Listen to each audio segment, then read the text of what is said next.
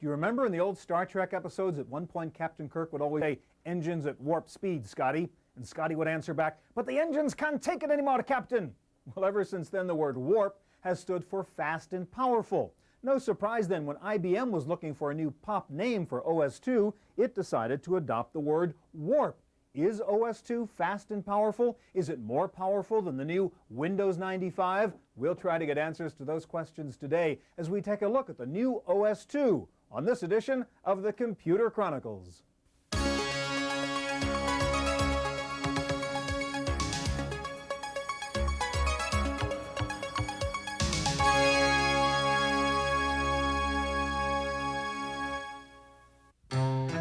Computer Chronicles is made possible in part by Hewlett-Packard, working with industry leaders to ensure compatibility across the board and across the network.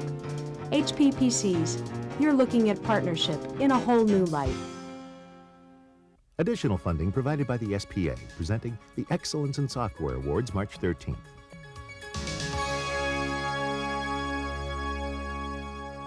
Hi, and welcome to the Computer Chronicles. I'm Stewart Cheifet, and with me today is Nicholas Petrelli, Executive Editor with InfoWorld Labs. Nick, welcome. Thank you. Nick, I guess the issue on the minds of most users is, should I try OS2 Warp? Most people are using Windows 3.1 right now. Should I wait around and buy Windows 95? We have both of them up and running here. This is a beta version of Win95, OS2 Warp over here. Give us just a brief introduction to those two interfaces. Okay, Windows 95 is for people who are sold on Windows and they want to run Windows applications. The 95 refers to the year they expect it to ship. Technologically, I would call it about Windows 92. It's more like Windows 3.1 on steroids. It's based on a very easy to use interface. It's got a bunch of cascading menus where you select the application. When you have applications running, it puts it on the taskbar here so that you can It's easy to go up and back from app to app. Exactly. OS2, on the other hand, is more difficult to get used to at first, but it has a more powerful desktop. It's very object-oriented in its nature. Built a lot around things like templates, where if you want to create a new folder on your desktop, you would you'd pull off a sticky folder there and create it on the desktop. And you drag and drop your items into the desktop. Now, this can be turned into a template so that if you're using a template type style letter, you can tell it that it's a template. So take anything you've created, make it a template, exactly. Which is a handy thing. And so you can just drag and drop this across and you create a new letter with the basic properties of the first letter. Same thing with the folder. There are settings you can use to change the behavior of a folder. So if you want this to become a work area and you have this letter open while you're using this folder, you close the folder and it closes the letter. Open the folder, and it opens the letter. So it restores you to whatever state you were when you actually closed that folder. And you get all kinds of cool warp sounds. Exactly. Too. Okay.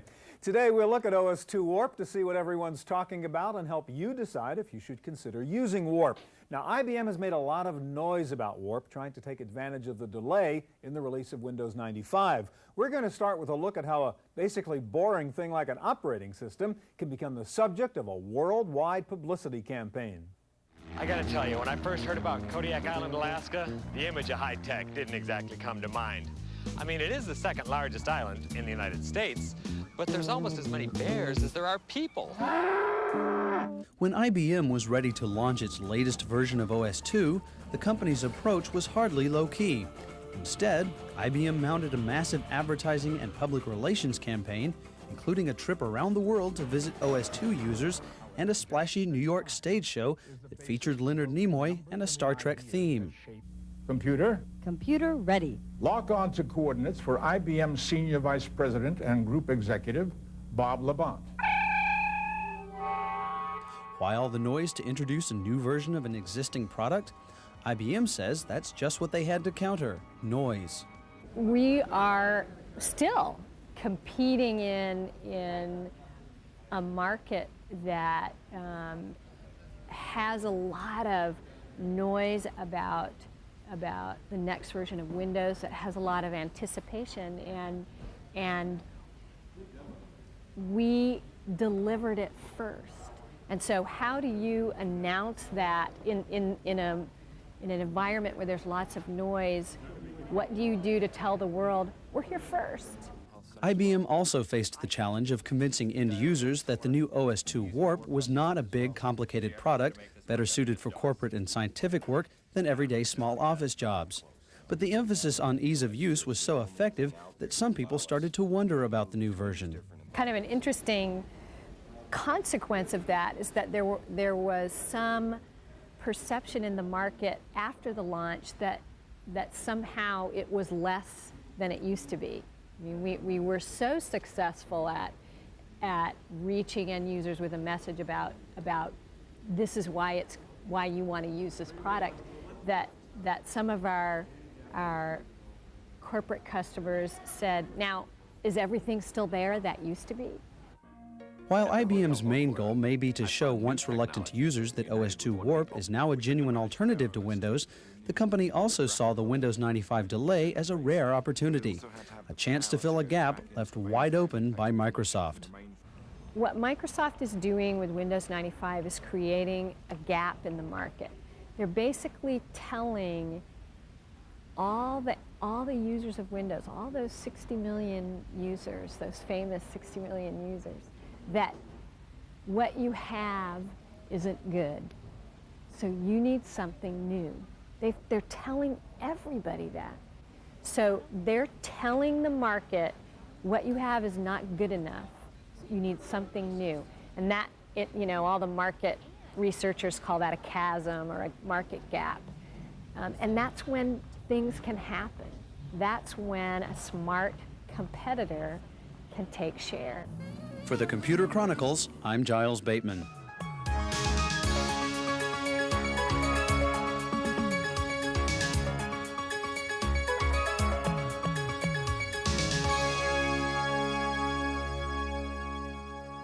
So let's take a careful look at OS2 Warp. Here to help us is IBM's Warp guru, the man they call Mr. OS2, David Barnes. Welcome, David. Thanks. All right, when we talked a little bit before with Nick was a fan of OS2. He thought Warp was pretty cool, but he said you do have to learn how to use it. So you've got to justify to me, number one, why I should spend the time learning, and how you make it easy for me to learn to use Warp. We have done a lot of things in this version of OS2 in Warp to make it easier to use because we understood that. Yeah. And so some of the things that we've done that are pretty neat, every object on the screen, as he had mentioned, has a pop-up menu. Mm-hmm. So if you click on anything with the right mouse button, there's a pop-up menu. One of the menu items is always Help. So no matter where you are, you can click with the right mouse button and get to Help. In that same vein, if we look into OS2, all of the documentation is all here on your hard disk. Now, you could get it off there if you needed the room, but the idea is if you happen to lose the books, that's all right. All your manuals are with you if you want them with you. Everything, right. Now, here's the neatest part for a new user. It's a tutorial that's online, and it will introduce you to every aspect of OS2, from how to run applications to how to customize things. And while you're in here now, let's say I wanted to learn about changing colors. Here's how you do it, but I'm a Windows user, and I know how to do it in Windows. If you click down here on the Windows icon, it says, well, in OS2, the control panel is similar to the Windows colors option. So it'll talk to you like a Windows user. Absolutely. Okay. And if you get to be really good with OS2, you click on Expert, and it'll teach you tips and techniques for the special user. All right, so it is easy to get in there, take the tutorial, figure out what you're doing. Absolutely. Let's go to some of the basics now, David. Launching a program in OS2. There's a couple of different ways. One, I could just double click on an icon. I like one click. And so what you can do is you can use the Launchpad down here, and the Launchpad puts on those frequently used programs. For example, if I want this whole folder of information that I showed before, I could drop it down here, put it where I wanted it, and now with one click, I can open that folder. If I wanted to put it on other parts, I could actually drop it down and put it on one of these so that it's a little bit easier to get to there. And so I have the things on my desktop that I use normally, and I get rid of the extra things because we found out a cluttered desktop is too hard to use for a lot of users. So this makes it a little bit easier for them. All right, now one thing you're doing with Warp, which is kind of nice now, is you are bundling it with something you call the bonus pack. So it comes with a lot of capability built in, not just the operating system and the interface. What's in that bonus pack? Well, before we show the bonus pack, I want you to remember that OS2 runs your DOS programs, and if you have Windows, it runs your Windows programs. And it uses real Windows, so it does it really, really well, right? What comes along with the bonus pack are OS2 programs, all the way from, well, here's a fax program, and I'll show you a little bit about it in a moment. person to person, which allows me to do video teleconferencing, all packaged in. Here's a multimedia viewer, and what it will allow me to do is, if I want to listen to audio, now here's an audio file on my hard disk. I can just go ahead and click on the audio file, and while it plays that, let me go and look at a file. Let's say it's Kodak CD-ROM, and notice that while I did that, I can go ahead and work. So even while I'm off loading one file, I can go ahead and work with the system. And that's because of OS2's preemptive multitasking.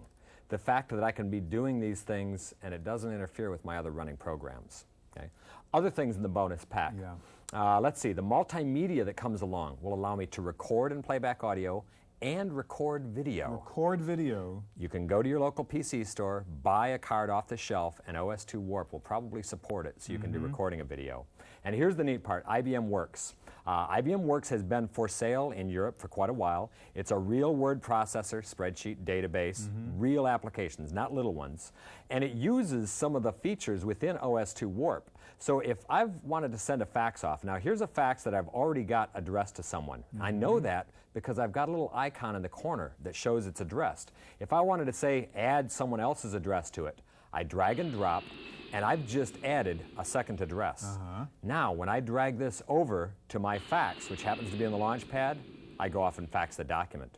And that's it. And that's it. They're live objects. You don't have to go in there and actually do anything. The user doesn't need to know this is object technology, but in fact, underneath the covers, OS2 Warp took the phone number out of the address book and put it on the document. All right, lastly, David, one of the cool things, everybody wants to get online and get in cyber world and get onto the internet.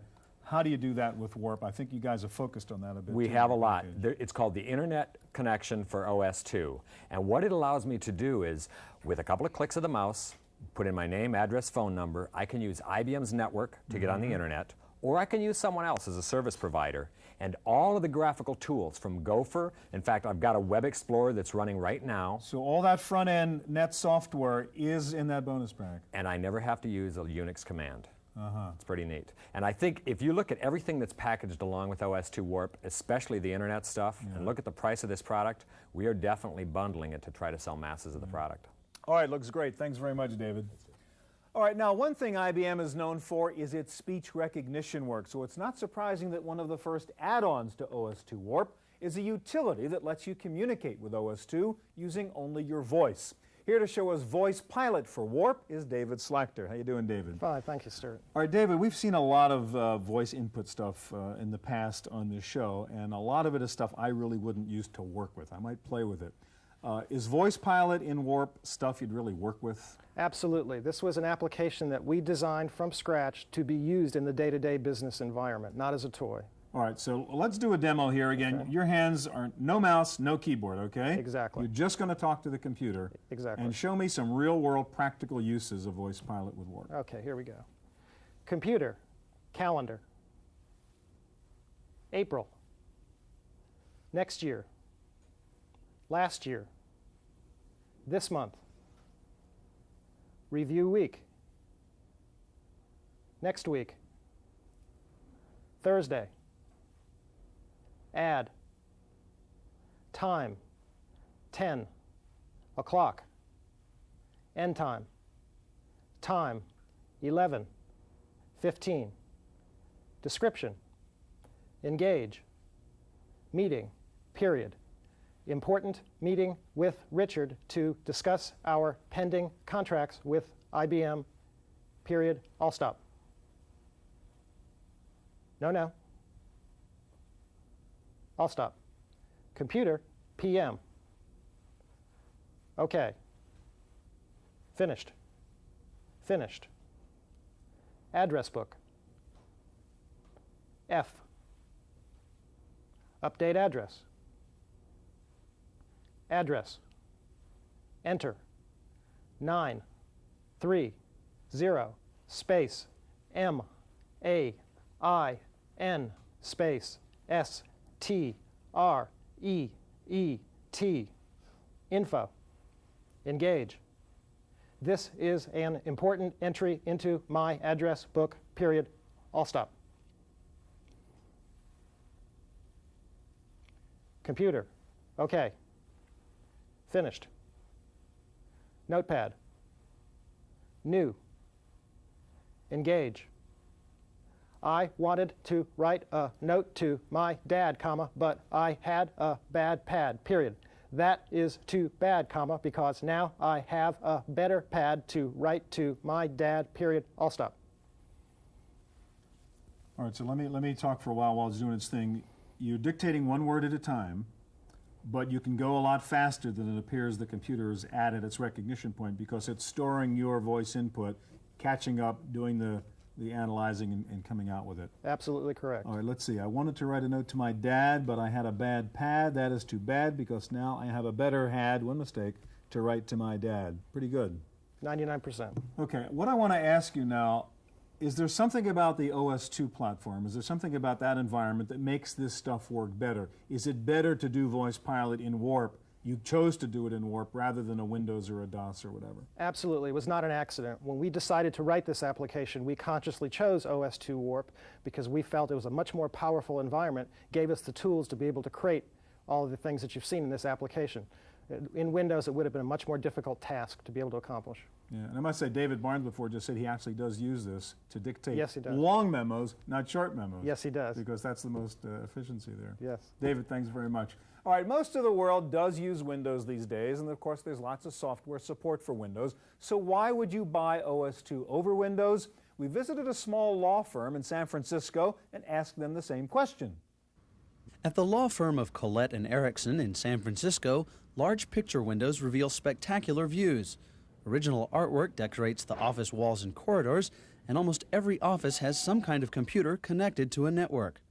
All of the machines are DOS and Windows based, all except one, the network server, which sits on Attorney John O'Neill's desk and runs OS2 Warp. Well, what I found was that it does multitask, and I found that it had advantages not just in not letting the network crash, but also I could do more than one thing at a time.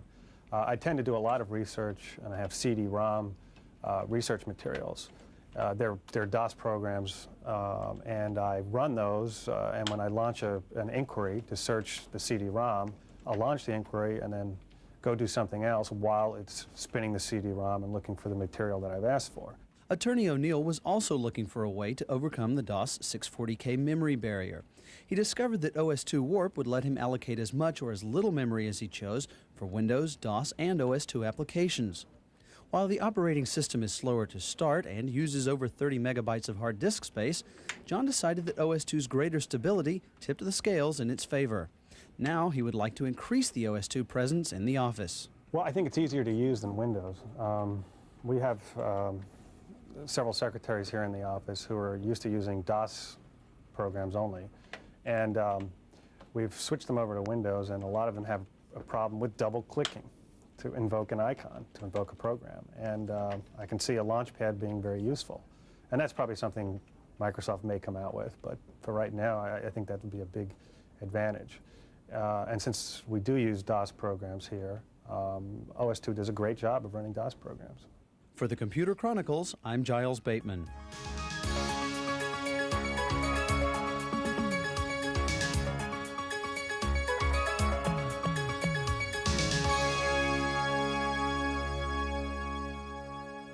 One thing we all want from our PC these days is better management of multimedia and fewer problems running this stuff. One solution from a company called SPG is a product called ColorWorks written for OS2. Joel Krautheim is here to show it to us. Hi, Joel. Hi. I want to ask you about multi-threading. That's one of the features we hear about OS2, and it's a hard concept for some people to understand. Your program really takes advantage of that in a nice way. Demonstrate how ColorWorks takes advantage of multi-threading. Sure, be happy to. Let's turn an effect on real quick, because then you'll be able to actually see what's going on in this image. Let's pick an inversion because it's easy to see. See our circle tool is selected, and what we'll do is we'll define a few circles to draw with the inversion effect on this image. You'll see that we continue to draw, select our tools, we can go up to the menu bar, reconfigure our tools with additional effects, open an image, send a print job, basically so you're going anything. task to task to task, and we're not seeing an hourglass and waiting for something to happen. Exactly. That's the promise of OS2, is liberation from that. Okay. Beyond what we've demonstrated here, which is single processor multi-threading, we can also multi-thread across multiple processors dynamically on an SMP computer. So if you had, say, 4 processors in your computer and 10 megabytes worth of image data to process. ColorWorks would send 2.5 megabytes of data simultaneously across each CPU for a 400% increase in total program performance. So it's dynamically multi-threaded all the way up to 64 processors if you happen to have that many.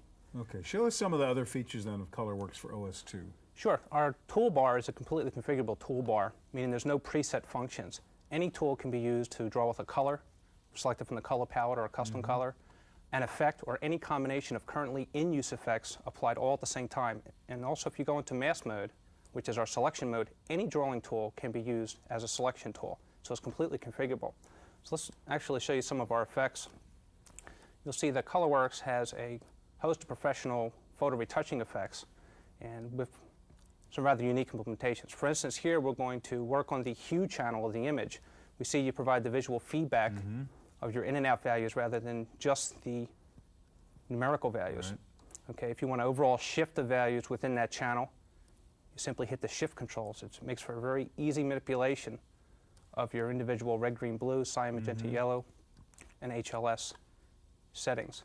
In addition to color map adjustment, we do color correction, your brightness and contrast, dodging and burning. Now with ColorWorks, dodging and burning and cloning and redo, those types of functions are effects, not pre-canned tools. And the benefit is? You can apply it with any tool. Okay. We also have a just histogram, a hue and saturation, which is another unique implementation with your hue and saturation shifts, and then you can limit the actual range of original canvas hues that you will shift on. We also have some unique filter labs. We have our sharpening, smoothing, noise reduction, edge detection. And with ColorWorks, these, what I call meat and potatoes image processing, are fully functional laboratories with multiple effects or algorithms to actually perform that simple task. An adjustable strength, whether or not you want to process all pixels you draw over, adjust those with a user set threshold above or below, and then within a certain segment of the tonal range for this particular image, shadows, midtones, and highlights. The tonal range for each image is set independently in the set tonal range. So for this particular image, this is considered your shadows, this segment is your highlights, and this is your midtones. So we just compressed our midtones right there for this image. So the effect menu commands look towards the set tonal range when you come across those types of settings, shadows, midtones, highlights. Here happens to be the edge detection, multiple methods of edge detection. If invert it if you want, set your tonal range. ColorWorks also does a texturization. You can save your own texture files as well as use some of our presets, make it look like droplets of water, make it look like a weave, etc. ColorWorks also does a pixel displacement.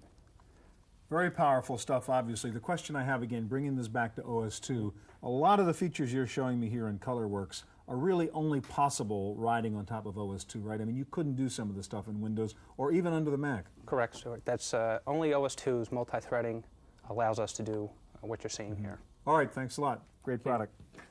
All right, so what should you do? Should you buy OS2? Should you wait around for Windows 95? We asked Dan Gilmore here to give us some answers. Dan is computing editor for the San Jose Mercury. First question I have for you is, as a typical user, I'm running my word processor, my spreadsheet, my database, playing a game. Do I care about this stuff? Does it matter to me whether I run under OS2 or run under Windows? It does. The operating system is really key to how well your computer works, so you should care. How about your personal opinion? I've talked to some analysts, some journalists, they love OS2. They think it's great. Other guys say, I wouldn't get near it. What do you think? I mean, go through the good points and the bad points. Okay. I'm not into the religious war aspect of operating systems. I use it because it works best for me right now. If Windows 95, when it comes out, works better, I'll go to that. The pluses are really very, very good. The serious multitasking that you get is wonderful, and it's hard to go back to Windows once you've experienced that. The workplace shell I like a lot as an environment to work in. It's nice to configure, and the program manager in Windows, by contrast, is awful. The Internet Access Kit and the other applications that are bundled with it make it a very good deal, and they all work quite well as far as I can tell. On the downside, the installation's still not good enough. It needs to be improved. The hardware support definitely needs to be improved. There needs to be compression built in, disk compression out of the box, and like Windows itself, it really should have 8 megabytes, not 4. What's your sort of bottom line advice to a typical computer user consumer? I mean, should you go out and, it's not that expensive, go out and try Warp? Is there something there, or just sit around and wait for Win95? I think it's worth a try, but I also would say I wouldn't buy any brand new operating system for a few months after it was released anyway, because I don't like Let being somebody else suffer through version 1.0. Huh? That's right.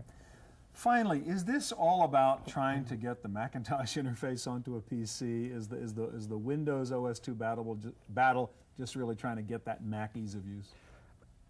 In some ways, yes. The ease of use is very important, but the Mac does not equal the multitasking right now in OS2. So there are some actual advantages. All right, good advice. Thanks a lot, Dan. Glad to be here. All right, that's our look at OS2 Warp. I hope we helped a little bit in getting you to understand what these operating system wars are all about. If you'd like to know more about OS2 or any of the software programs on this show, drop by our Computers on Television forum on CompuServe. The command is Go Chronicles. Thanks for joining us. I'm Stewart Cheifet. See you here next time on the Computer Chronicles.